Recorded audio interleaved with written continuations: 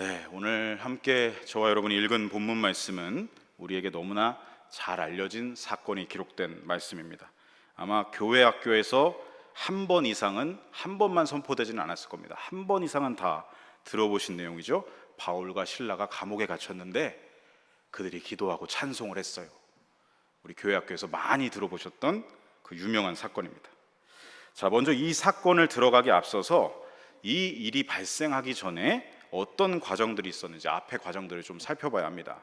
당시 바울은 신라와 함께 이 안디옥 교회에서 선교사로 파송을 받아서 2차 선교 여행 중에 있었습니다. 바울에게는 두 번째 선교 여행이었죠. 그들은 선교를 떠나서 바울이 지난 바나바와 함께 1차 선교 여행 때 복음을 전했던 도시들, 특별히 루스드라라는 곳에 들리게 되었고, 거기서 평생에 자기 자식처럼 여겼던 제자 디모데를 만나게 되죠. 그렇게 디모데까지 이 선교팀의 수행원으로 동역하게 됩니다.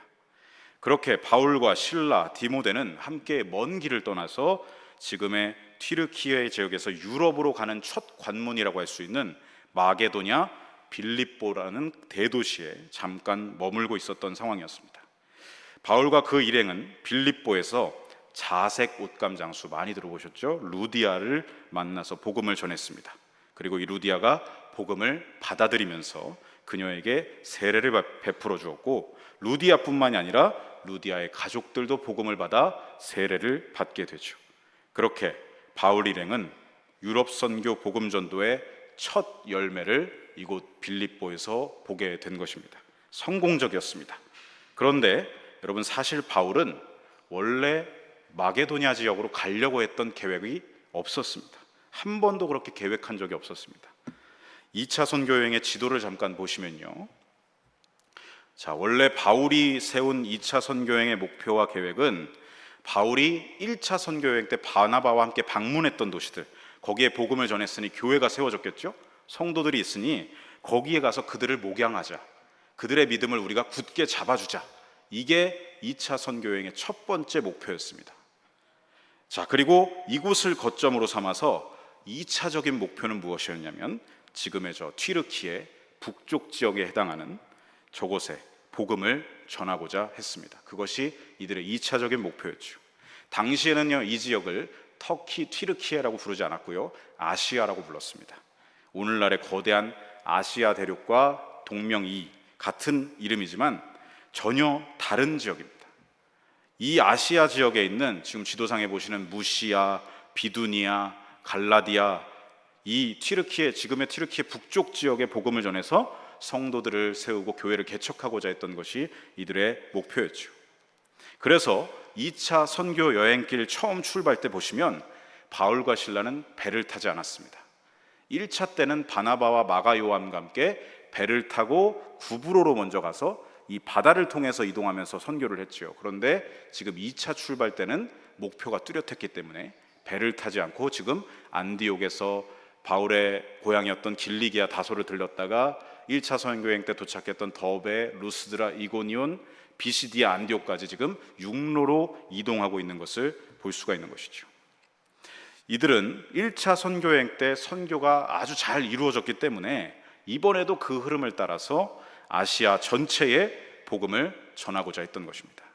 하지만 바울의 이러한 선교 목표와 계획은 무산이 되고 마는데요, 그 계획이 왜 무산되었는지 우리 영상을 잠깐 함께 보시겠습니다.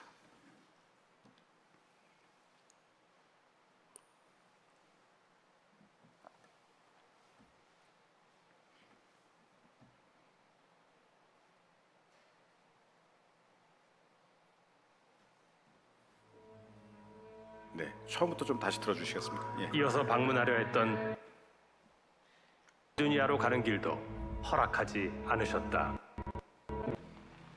갈라디아 지역에서 조금 더 서쪽으로 아시아 지역이 보였다. 그러나 성령께서 너무도 분명하게 아시아에서 복음 전하는 것을 막으셨고, 이어서 방문하려 했던 비두니아로 가는 길도 허락하지 않으셨다.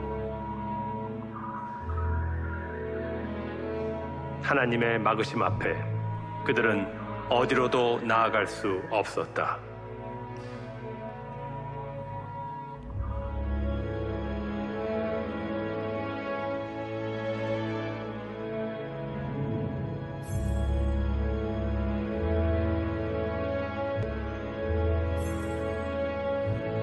그렇게 아시아의 서쪽 끝까지 밀려나 이곳 드로아에 도착한 바울 일행. 그들은 더 나아갈 길을 모른 채 이곳에서 하룻밤을 보내게 된다.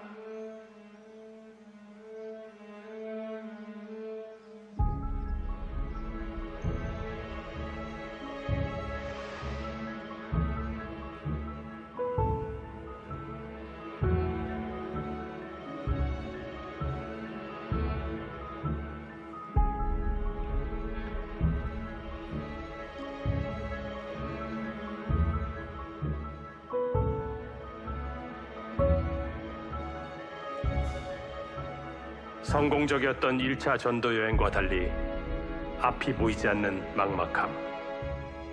그 어느 때보다 하나님의 뜻을 절실히 구했을 바울.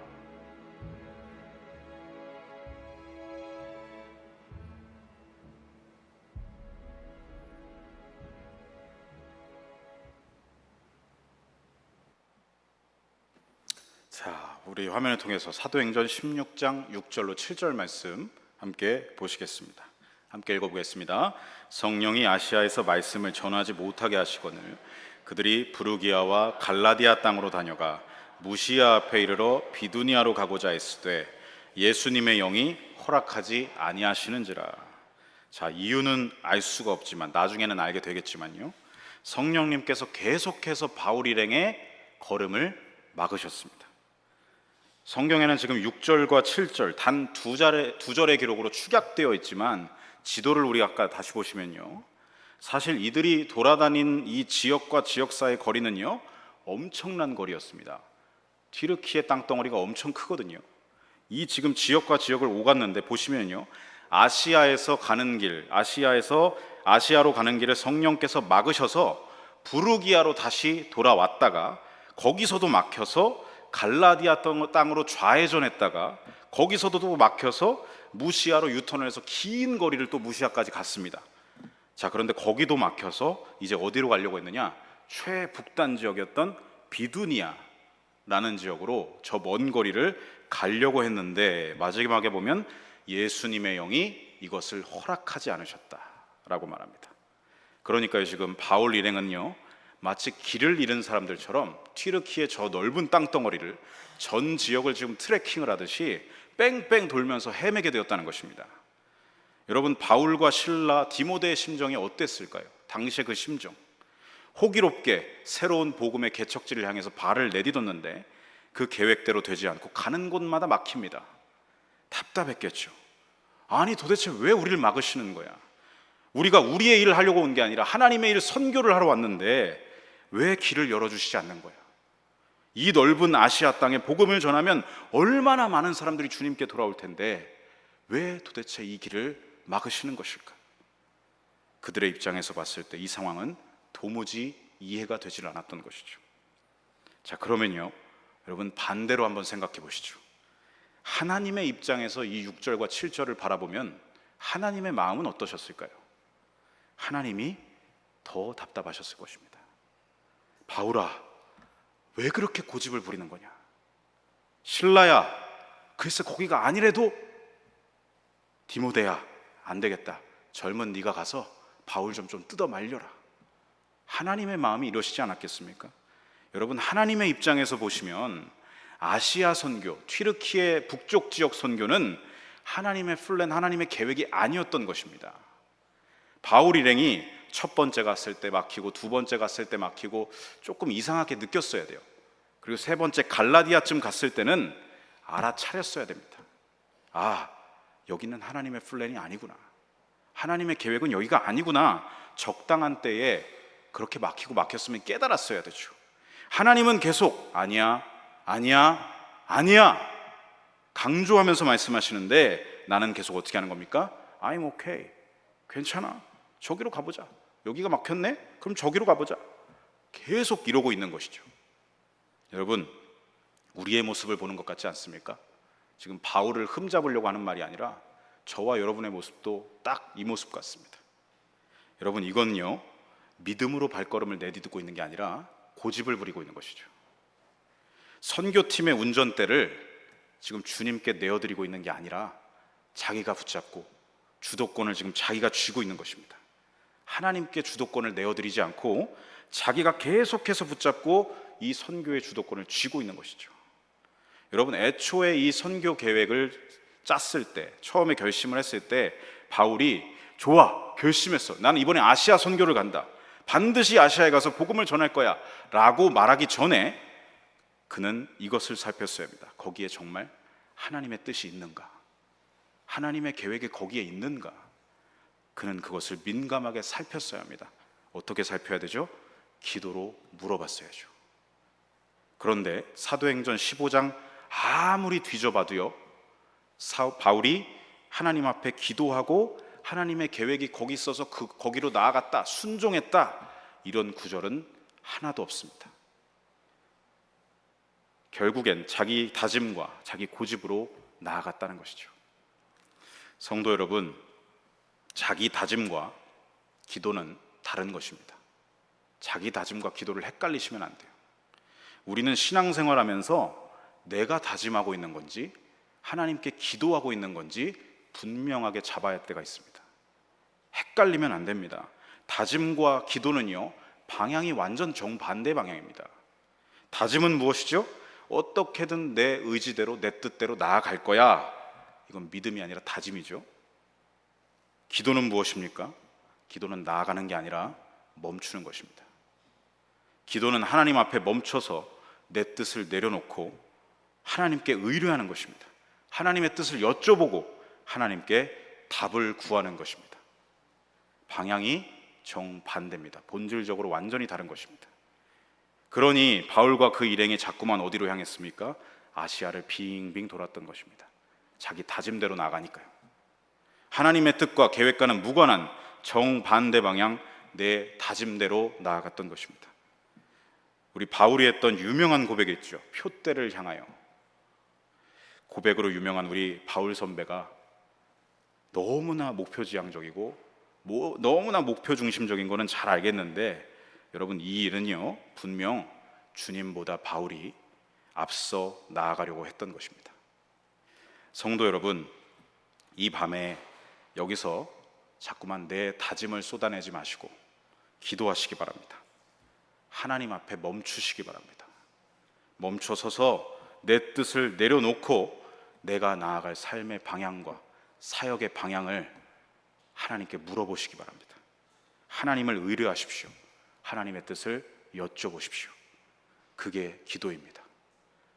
하나님께 방향과 답을 간구하면서 이 시간 뜨겁게 기도로 나아가시는 저와 여러분이 되시길 소망합니다. 과거 1차 선교 여행 때는요, 그래도 바나바라는 신앙의 선배가 동행을 해줬습니다.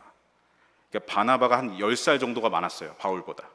그러니 바울 자신이 1차 선교 때 앞장설 일은 별로 없었을 것입니다. 그런데 2차 선교를 출발할 때 바나바와 바울이 찢어지게 되죠. 왜냐하면 1차 선교 때 바나바의 생질이었던 마가 요한이 나 힘들어서 더는 못 가겠습니다.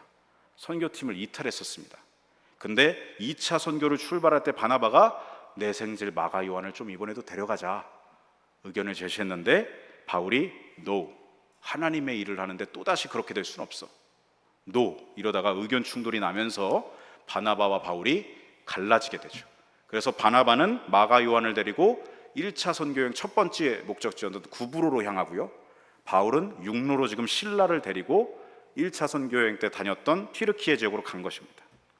자, 처음에 실라가 함께 따라 나섰고 루스드라에서 디모데가 또 합류를 했습니다. 그러면 바울이 지금 어느 위치에 있는 것이죠? 선교팀의 리더가 되어버렸습니다. 갑자기 선임 리더라는 막중한 책임을 지금 양 어깨에 짊어지게 된 거죠. 그렇게 급작스럽게 리더가 된 바울이 계속 자기가 가고자 하는 길이 막히니 어떻게 됐겠습니까? 마음이 자꾸 조급해졌겠죠. 마음이 앞서 나갔던 것입니다. 그게 다짐이 반복되면서 자기 고집으로 굳어져 버렸던 것입니다. 그러자 마지막엔 성령님께서 이제는 안 되겠다 싶으셨는지 무시야에서 비두니아로 가려고 하는 바울 일행을 강력하게 7절 하반절에 보시면 예수님의 영이 허락하지 아니하시는지라, 이건 아예 길을 나서지도 못하게 막아버리셨다는 얘기입니다. 고집 좀 그만 부리라는 메시지였던 것이죠. 얼마나 고집을 부리고 팀원들이 얼마나 이 하나님의 뜻을 알아차리지 못했으면 성령님이 나서서 이렇게 강권을 하셨을까요? 그렇게 이제 그들은 아시아 내륙으로 가는 길이 전부 다 막히고 말았습니다. 그러니 이제 그들이 선택할 수 있는 길은 단 하나뿐이었죠. 서쪽 산 아래로 내려가서 항구 도시 드로아로 향하는 길, 그 길밖에는 남지가 않았습니다. 성령님은요, 아시아 내륙으로 이끄신 것이 아니라 그들을 바다로 이끌고 계셨습니다. 이유가 있으셨겠죠. 우리 다음 영상을 함께 잠깐 보시겠습니다.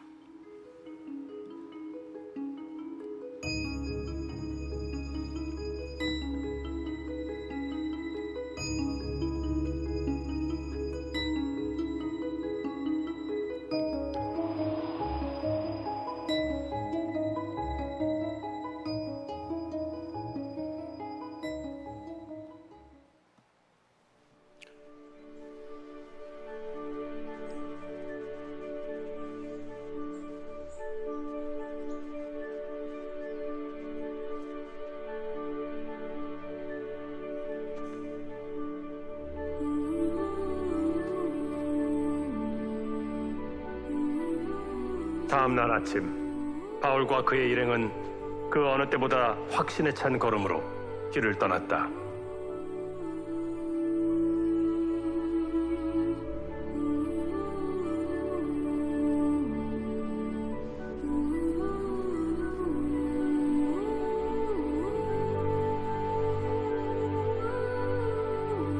드로아 항구 유적지로 추정되는 곳입니다. 그들은 이곳 드로아 항구에서 새로운 곳을 향해 출발했다.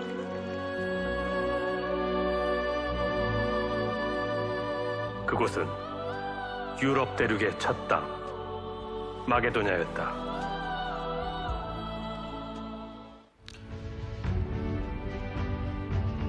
드로아에서 무작정 배에 오른 바울 일행. 그들은 부푼 기대와 두려움을 안고 낯선 땅 유럽 대륙에 첫걸음을 내디뎠다.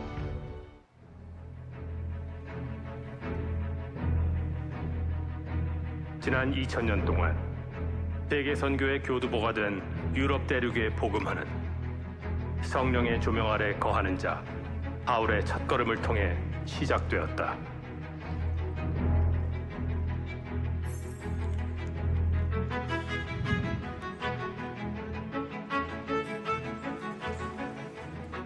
전도팀은 이 길을 통해 빌립보로 발걸음을 옮기게 된다.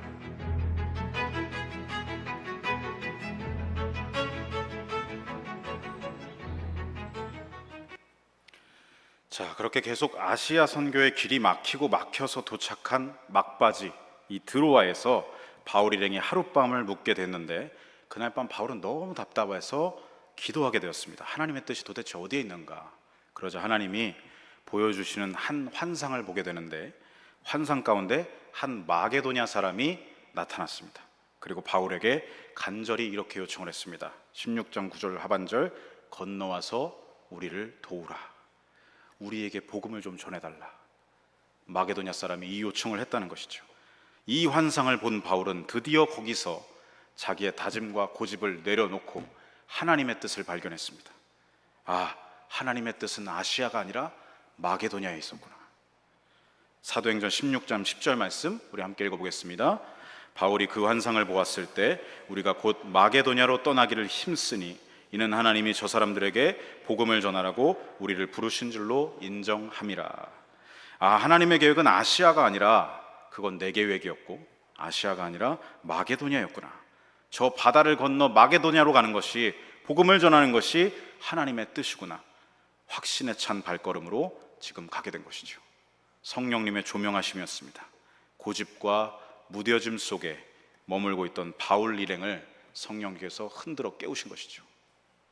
그들은 하나님의 부르심을 믿음으로 고백하고 인정하면서 순종의 발걸음을 내딛게 됩니다. 성도 여러분, 저와 여러분도 우리가 살아가다 보면요, 내 생각이 주님의 뜻보다 앞설 때가 많고, 내 성격, 내 감정이 주님보다 앞설 때가 많습니다. 내 강박관념이 주님의 뜻보다 앞설 때가 많고요, 내 고집과 내 아집이 주님보다 자꾸만 앞서려고 할 때가 참 많습니다. 여러분, 그럴 때마다 오늘 이 말씀을 기억하시고 멈추시기 바랍니다. 그리고 성령의 조명하심을 구하셔서 성령의 빛을 나에게 비추셔서 나로 깨달아 알게 하여 주시옵소서. 하나님의 계획과 뜻이 어디에 있는지 정확한 방향으로 나아갈 수 있도록 기도로 나아가는 저와 여러분이 되어야 할 줄로 믿습니다. 자, 다음 지도를 다시 보시면요, 자, 그렇게 바울과 일행들은 저 드로아 보이시죠? 중앙 지점에 있는 드로아에서 드로아 항구에서 나아가 배를 타고 미지의 땅, 한 번도 밟아보지 않은 유럽의 첫 관문인 네아폴리, 마게다니아의 네아폴리로 향하게 됩니다. 그리고 이 네아폴리에 도착을 해서 거기서 곧바로 마게도니아에서 가장 큰 성 중에 하나였던 빌립보에 도착을 하게 되죠. 그런데 문제는 무엇이었냐면 생전 처음 가본 곳입니다. 그러니까 맨 땅에 지금 헤딩하는 심정으로 개척을 하는 것이죠. 얼마나 어려웠겠습니까? 그동안 주로 바울이 해왔던 선교 전략이 무엇이었냐면 1차 선교 때 계속 두드려졌던 게 뭐냐면 이 바울은 아시아 지역에 있는 디아스포라 유대인들, 흩어져서 살던 유대인들이 세운 회당에 주로 들어갔습니다. 회당에 들어가서 복음을 전하는 게 바울의 전략이었습니다. 왜냐하면 그 지역엔 그만큼 디아스포라 유대인들이 많았으니까요. 그게 전략이었죠. 통상적으로 여러분, 유대인 성인 남자 10명 이상이 있으면 그 지역에는 항상 유대인의 회당이 있었다고 합니다. 유대인 성인 남자 10명 이상만 있으면요. 그런데 빌립보에 딱 도착을 하니 그 흔하디 흔한 유대인들의 회당이 하나도 보이지 않는 것입니다. 그 말은 유대인들의 발걸음은 거의 없는 지역이 여기였다. 빌립보는 대도시였습니다. 그런데 유대인들은 여기 한 번도 밟아보지 못했다. 그만큼 유대인인 바울과 일행들에겐 미지의 땅, 이방인들의 땅이었던 것입니다. 사도행전 16장 13절에 그 내용이 나옵니다. 우리 함께 읽어보겠습니다. 안식일에 우리가 기도할 곳이 있을까 하여 문 밖 강가에 나아가 거기 앉아서 모인 여자들에게 말하는데, 자, 안식일이 되었습니다. 빌립보에서 첫 안식일을 맞이했는데 빌립보엔 회당이 없었습니다. 그래서 기도할 곳을 찾던 바울 일행이 어디를 갔느냐? 빌립보 성문 밖에 나아가서 강가에 앉게 됩니다. 자, 그들이 왜 강가에 앉았을까요? 유대인들에게는요, 아픈 기억과 그게 또 전통으로 남아 있습니다. 그게 뭐냐면 과거 구약 시대 때 바벨론 유수, 바벨론 포로기 시절에 있었죠. 그때 바벨론에 끌려갔을 때 바벨론에 성전이 있었겠습니까? 없었죠. 이방 땅이니. 그래서 어떻게 했겠습니까? 유다 백성들이 바벨론의 여러 강변을 찾아갔습니다. 거기서 꺼이 울면서 시온을 기억하고 예루살렘을 추억하면서 울면서 기도를 드렸습니다. 그게 그 유대인들의 아픈 기억이자 추억이자 전통으로 남아서 회당이 없는 데 가면 어떻게 한다? 강가를 찾아서 거기 앉아서 기도했던 것입니다. 그 내용이 여러분 얼마 전에 담임 목사님께서 시편 강해 새벽에 하셨던 137편에 나오는 내용이죠. 유대인들은 이러한 기억과 전통이 있기 때문에 바울 일행도 강가를 찾아 거기서 기도하려고 했습니다. 그런데 그 강가에서 모여 있었던 여인들을 만나게 됩니다. 거기서 향후 유럽 복음화의 교두보가 되는 정말 생각하지도 못했던 만남의 축복을 바울과 일행들이 경험하게 됩니다. 14절에 지금 보시는 대로 14절 띄워주시면요, 그 강가에 모여있던 여성들 중에 누가 있었습니까? 자세곡감 장사 루디아가 있었습니다. 바울과 일행은 거기서 루디아를 만나 그녀에게 복음을 전했습니다. 하나님께서 루디아의 마음을 열어주셔서 그녀에게 바울이 전한 복음을 듣게 하시고 받아들이게 하셨습니다. 바울은 그녀에게 복음을 전했고 하나님은 그 복음을 심겨지게 하셨습니다. 하나님과 바울의 원투펀치죠. 완벽한 콤비네이션의 전도였습니다. 그녀가 복음을 받아들인 순간 바울은 유럽에서 첫 복음의 열매를 보게 되었습니다. 생각지도 못했던 곳에서 하나님의 뜻에 순종하니 막힘이 없구나. 회당도 없는 이 낯선 이방 땅에서 이렇게나 빨리 복음의 열매를 맺게 하시니, 여러분 이 사건은요 굉장히 큰 사건입니다. 이제 바울의 선교 전략이 완전히 바뀌는, 이 패러다임이 바뀌는 지점이 됐어요. 회당 전도가 아니라 밖에 나아가서 이방인들도 얼마든지 전도가 되는구나, 이걸 지금 그 고정관념이 깨진 사건이 되는 것입니다. 이때부터 유럽이요 순식간에 복음화되기 시작했던 것이죠. 엄청난 사건이었습니다. 바울은 그 자리에서 어떻게 했겠습니까? 감사와 기쁨을 고백했을 것입니다. 그렇게 루디아는 물론이고 루디아의 가족들까지도 바울에게 세례를 받게 됩니다. 그런데 루디아가 만류를 합니다. 제발 떠나지 마시라고. 여기 좀 더 머물면서 나에게 복음을 더 들려달라고, 예수님이 어떤 분이셨는지 더 알려달라고. 그 일행들을 붙잡으면서 머물게 되었고, 그렇게 바울과 일행들은 빌립보에 머물게 되었죠. 바울은 이제 무슨 생각을 했겠습니까? 와, 하나님의 만남의 축복으로 이 루디아를 통해 이제 복음이 순풍을 달아서 이 유럽 전역으로 퍼져나가는, 순식간에 퍼져나가겠구나, 그것을 꿈꿨을 것입니다. 왜냐하면 루디아는요, 아시아와 유럽을 오가는 그냥 가정주부가 아니라 아시아와 유럽을 오가면서 자색 옷감 무역을 하는 장사꾼이었습니다. 그러니 발도 넓고 영향력도 있는 그러한 여인이었죠. 그런 그녀가 복음을 받아들이고 주님의 신실한 성도가 되었으니 바울은 이제 복음 전파의 귀한 동역자를 얻었다, 하나님이 붙여주셨다라고 생각했을 것입니다. 그런데 그 생각도 잠시 오늘 본문에서 바울은 또 하나의 갑작스런 난관에 부딪히게 됩니다. 도대체 또 무슨 일이 일어났던 걸까요? 우리 영상을 잠깐 보시겠습니다.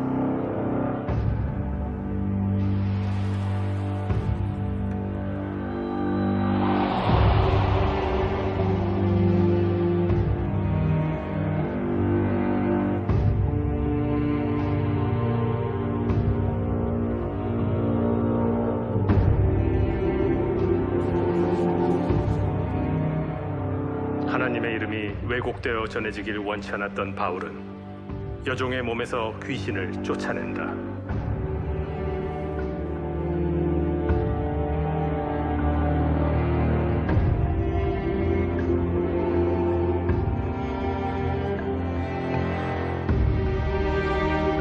두 전도자를 따라다니며 괴롭게 했던 귀신은 떠났지만 이날 바울이 행한 이적은 또 다른 사건의 불씨가 되었다.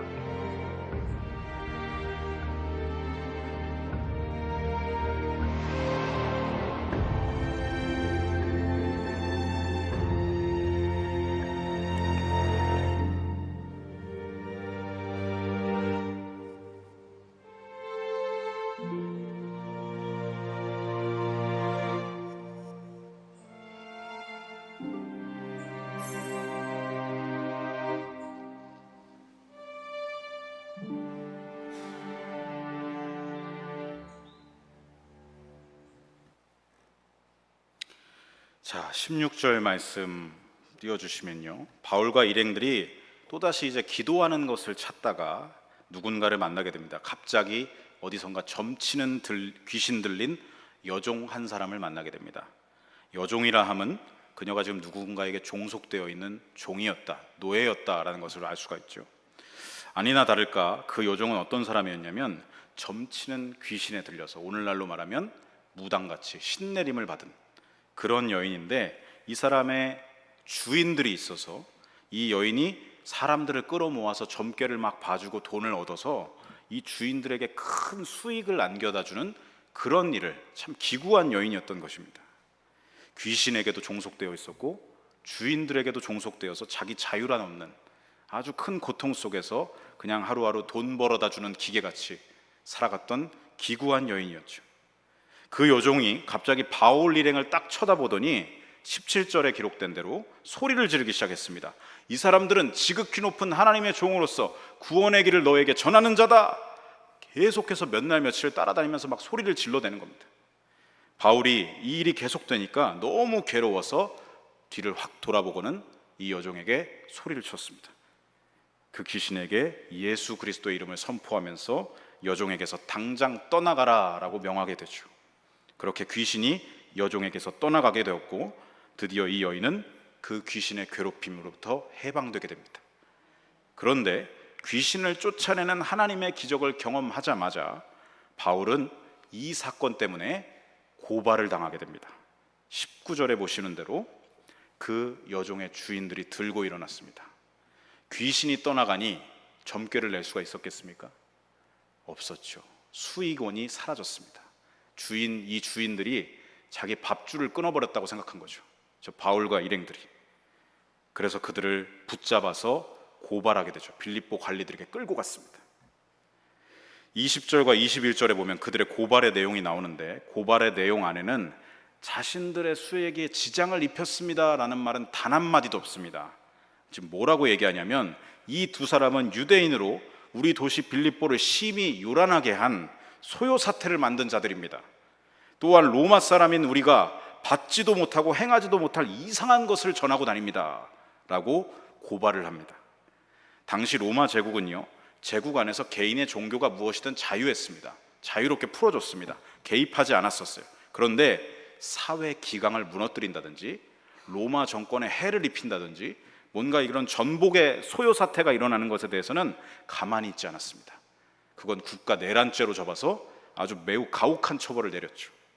그러니 이 주인, 여종의 주인들의 목적이 무엇이었겠습니까?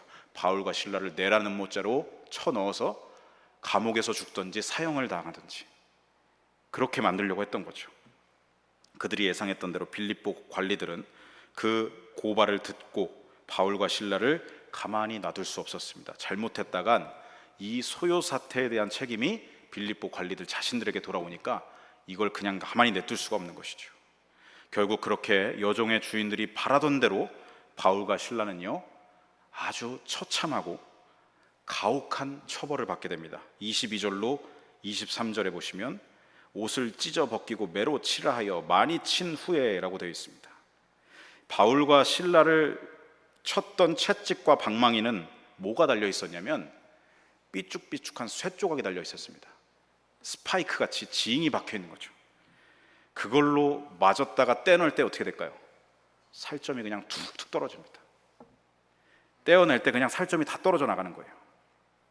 예수님이 맞으셨던 그 형벌과 같은 형벌이죠. 그런데 여러분, 그 참혹한 매질을 23절에 많이 쳤다라고 되어 있습니다. 이건요, 대수가 정해져 있지 않았다는 것입니다. 유대인들은 그래도 사람이 죽기 직전 40대를 맞으면 죽는다고 봤어요. 그래서 40에 하나 감안매 39대까지만 때렸습니다. 최대. 근데 이 로마 정권은요, 어떻게 했냐면 이 로마인들은 상관이 야 그만해 라고 할 때까지 때렸습니다. 대수가 정해지지 않는 매질을 수도 없이 맞았다는 것이죠. 죽기 직전까지 이러한 매질을 바울은 몇 번이나 맞았는가? 평생 동안 3번이나 맞았다라고 고린도후서에 기록도 했습니다. 바울과 실라의 상태가 어땠을까요? 온몸에 살가죽이 다 파이고 벗겨져서 피반죽이 됐을 것입니다. 그리고 감옥에 갇혔는데 그들이 갇힌 감옥은 정치범들, 내란범들이 갇히는 마치 북한의 정치범 수용소와 같은 열악하고 어둡고 습하고 사방이 막혀있는 지하 감옥에 가두게 됩니다. 로마에는 3가지 종류 감옥이 있었습니다. 첫 번째는 지상에 설치된 감옥으로 잡범들, 도둑질한 사람들, 이런 사람들을 가두는 감옥이고, 두 번째는 1층에 위치한 감옥으로, 지하 1층에 위치한 감옥으로 여기엔 중범죄자들을 가두었다고 합니다. 그거보다 더 심한 게 이 바울이 갇힌 3번째 지하 2층에 있는 감옥입니다. 바울과 실라가 여기에 갇혔는데요, 그렇게 매 맞아 피가 철철 흐르면서 그냥 탈진해서 죽든지 아니면 사형에 처해 죽든지 죽는 것밖에는 기다리는 게 없는 그런 감옥이었던 것입니다. 그 지하 감옥에서 어떤 일까지 당하냐면요, 함부로 탈옥을 하지 못하게 그들의 발을 착고에 채웠습니다. 근데 우리는 이제 그림 같은 걸 보면 착고가 그냥 온전하게 이렇게 2발에 채워진 걸로 보이지만, 이때 이들에게 차워진 착고는요 양 발을 벌리게 만듭니다. 그리고 벽에 고정된 착고에 고정이 됩니다. 양 발이 완전히 그냥 벌려진 상태에서 착고에 채워졌다는 것이죠. 여러분, 그 상태에서 조금만 시간이 지나도 어떻게 될까요? 골반에 쥐가 나고 경직이 되고 마비가 오겠죠. 왜 이렇게 했겠습니까? 혹시나 풀려나더라도 달려나가지 못하게, 도망가지 못하게, 그 피반죽된 상태에서 다리까지 이렇게 벌려진 상태로 바울과 실라는 서로를 바라보고 있었습니다. 처참한 그 서로의 모습을 바라보면서 여러분, 눈물이 나지 않았겠습니까? 그 모습을 상상해 보십시오. 우리는 교회 학교에서 이 말씀 전할 때 바울과 실라는 감옥에 갇혀서도 기도하고 찬송했어요. 쉽게 말하지만 우리가 이 상황을 직접 봤다면 그 말을 함부로 할 수가 있을까요? 정말 그 상황에서도 기도하고 찬송할 수 있어? 나 스스로에게 물어봐야겠죠. 그들의 몰골은 우리의 상상을 초월하는 지경이었습니다. 아마 그 모습을 보면 우리가 하나님께 대신 따져주지 않았을까요? 하나님 어떻게 이렇게까지 만드십니까? 바울 여기 오고 싶어 하지 않았어요. 아시아로 간다고 했잖아요. 왜 여기까지 끌고 오셔서 생판 모르는 사람들한테 오게 하셔서 이 고생을 시키게 하십니까? 왜 이렇게 피반죽이 되게 하시고 이 고난을 주십니까? 신라는 도대체 저게 뭡니까? 바울 따라 나섰다가 이게 뭔 꼴이에요?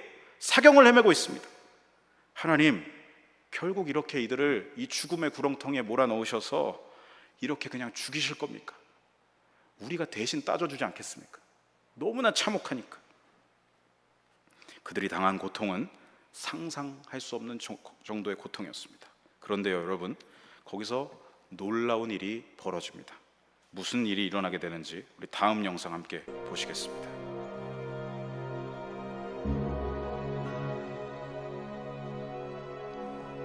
그날 밤 그들에게 하나님의 간섭하심을 강력하게 느끼는 사건이 발생한다.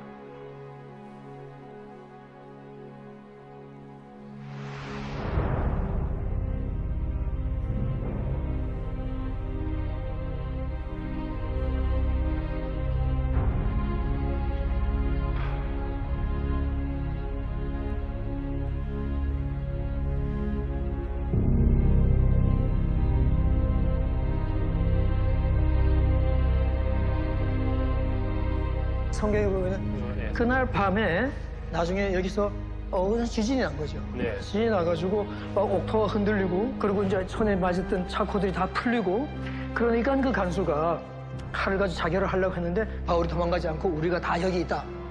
그러니까 바울과 실라만 도망가지 않은 게 아니라 다른 죄수들도 다 있었어요. 아마 바울의 모습에 엄청난 감동을 받아가지고 이 사람들 앞을 떠나지 못하지 않은가 그런 생각을 한번 해봅니다. 자신은 이미 죽은 목숨이라 생각했던 간수. 그는 두 전도자 앞에 무릎을 꿇고 이렇게 물었다.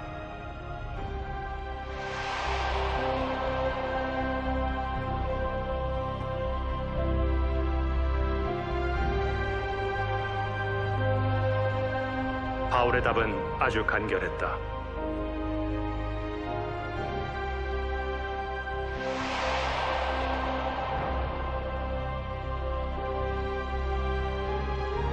그렇게 감옥에서 만난 간수와 그의 온 가족이 빌립보의 두 번째 열매이자 두 번째 확증이 되었다. 가진 것을 내려놓고 스스로 낮은 곳에 처하기를 마다하지 않았던 바울과 실라. 갇힌 상황에서도 하나님을 기뻐했던 두 전도자의 믿음은 누구도 예상치 못한 그분의 계획을 이루게 된다.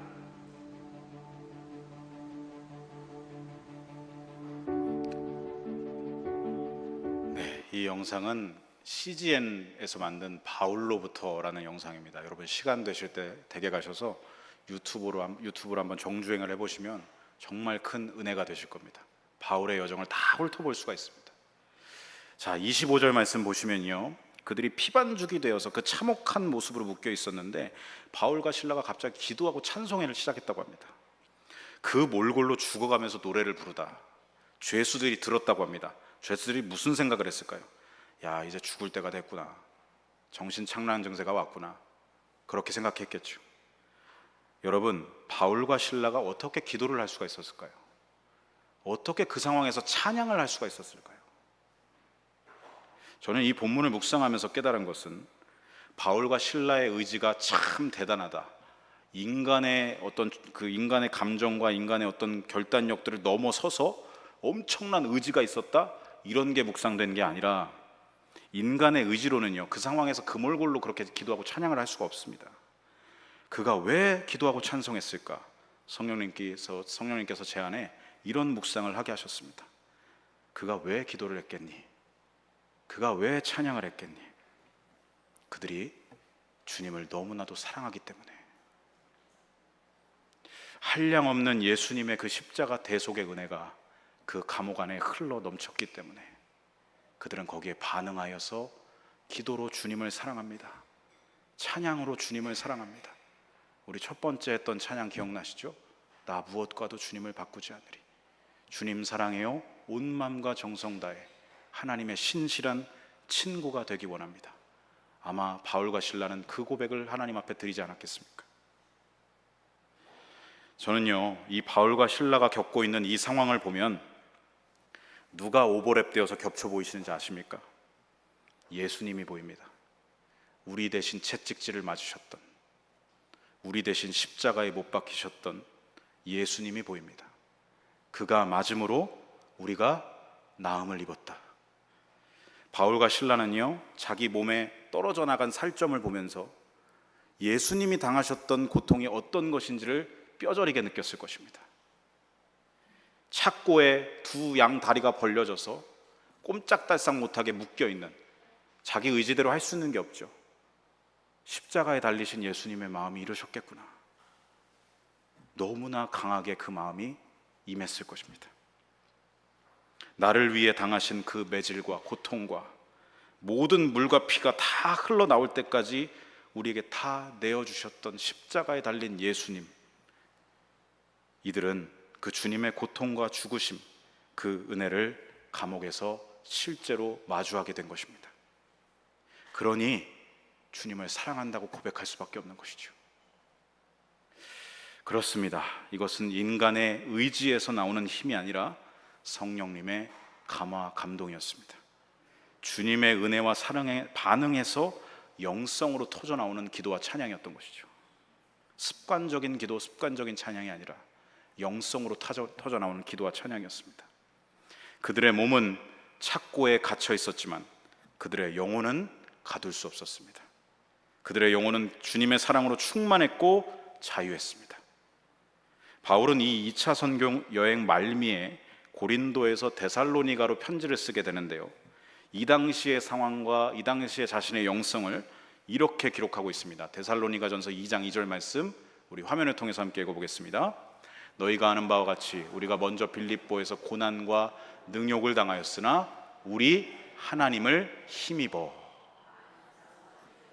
하나님의 복음을 너희에게 전하였느라. 빌립보에서 고난과 능욕을 당하였으나 누구를 힘입어요? 하나님을 힘입어. 그래서 그들은 기도할 수 있었고 찬송할 수 있었던 것이죠. 이후 하나님의 역사하심으로 감옥의 모든 문이 열려지고 착고가 풀리게 됩니다. 그러자 감옥을 지키면서 깜빡 졸고 있던 간수가 모든 죄수가 다 도망친 줄 알고, 야, 나 이제 죽은 목숨이다 하고 자기 칼로 자결을 하려던 찰나 바울이 소리치면서 그 사람을 만류합니다. 그리고 곧장 그에게 복음을 전합니다. 31절, 주 예수를 믿으라. 그리하면 너와 네 집이 구원을 받으리라. 그렇게 그 간수도, 그 간수의 가정도 복음을 받고 세례를 받아 온 집안이 하나님의 자녀가 되었습니다. 빌립보에서 이렇게 또 하나의 이방인 복음의 열매들이 맺어지는 것을 이 감옥에서 보게 된 것입니다. 말씀을 마무리하면서 이 주시는 메시지를 저와 여러분에게 적용하겠습니다. 여러분, 오늘 말씀 속에서 바울이 다녔던 여정을 한번 쭉 생각해 보십시오. 자신의 선교 계획과 자기 다짐과 자기가 목표했던 모든 것들이 다 막히고 떠밀리고 떠밀려서 드로아에 도착했을 때 그는 무엇을 했습니까? 기도했습니다. 기도 중에 드디어 하나님의 계획을 발견하게 되었습니다. 하나님의 계획은 무엇이었습니까? 아시아가 아니라 유럽의 복음화였습니다. 그렇게 도착한 빌립보에서 루디아를 만나게 하셔서 동역자가 되게 하시고 모든 것이 순탄할 줄 알았습니다. 그런데 갑자기 이해할 수 없는 한 사건에 휘말려서 이렇게 가혹하고 참혹한 일을 당하여 감옥에 갇히고 말았습니다. 거기서 또 무엇을 했습니까? 그들은 거기서 기도했습니다. 기도하며 하나님의 계획을 또다시 보게 되죠. 간수와 간수의 가정이 구원받는 사건을 보게 된 것이죠. 아마 실라와 바울이 감옥에 갇히지 않았더라면 그들은 복음을 받지 못했고 구원받지 못했을 것입니다. 놀라우신 하나님의 계획이 여기 빌립보에 있었다. 그것을 이들이 깨닫게 된 것입니다. 당시 빌립보를 뭐라고 불렀냐면 작은 로마라고 불렀습니다. 그러니까 이 바울에게는 이 빌립보가 작은 로마가 되어서 앞으로 이제 큰 로마 황제 앞에, 가이사 앞에 서야 되죠. 그 황제 앞에 가서 복음을 전해야 되는데 그 계획을 뚜렷하게 보여주신 장소가 이 작은 로마 빌립보였던 것이죠. 이제 너는 제국의 심장부에 가서 복음을 전하게 될 것이다. 하나님의 계획을 뚜렷하게 발견하신 장소가 빌립보의 감옥이었던 것입니다. 바울이 전혀 계획하지 않은 일이었고 그가 전혀 생각할 수 없는 시나리오였습니다. 모든 것은 하나님의 계획이었습니다. 바울이 이토록 크신 하나님의 계획에 눈이 열리게 된 계기가 무엇입니까? 기도였습니다. 드로아에서도 기도였고 빌립보 감옥에서도 기도였습니다. 기도로 하나님의 크신 계획에 대한 믿음의 눈이 열리게 되었습니다. 사랑하는 성도 여러분, 오늘 이 밤 바로 우리에게 주신 이 기도의 자리가 저와 여러분의 하나님의 계획을 발견하는 자리가 되시길 축복합니다. 칠흑 같은 세상 속에서 살다가 우리 이 자리 가운데 나왔습니다. 하나님은 모든 상황을 뚫어내시고 하나님의 계획을 완전하게 이루어 가신다는 것을 기도의 자리에서 발견하시기 바랍니다. 이제는 내 계획이 아니라 하나님의 계획에 눈이 열려야 합니다. 세상이 감당할 수 없는 믿음의 순종으로 하나님의 계획을 이 땅에 실현했던 바울과 같은 사람, 그게 저와 여러분이 되어야 합니다. 기도로 나아가는 저와 여러분, 그렇게 하나님의 계획에 내 삶을 믿음으로 맡기고 순종하는 저와 여러분이 되시기를 간절히 소망하고 축복합니다.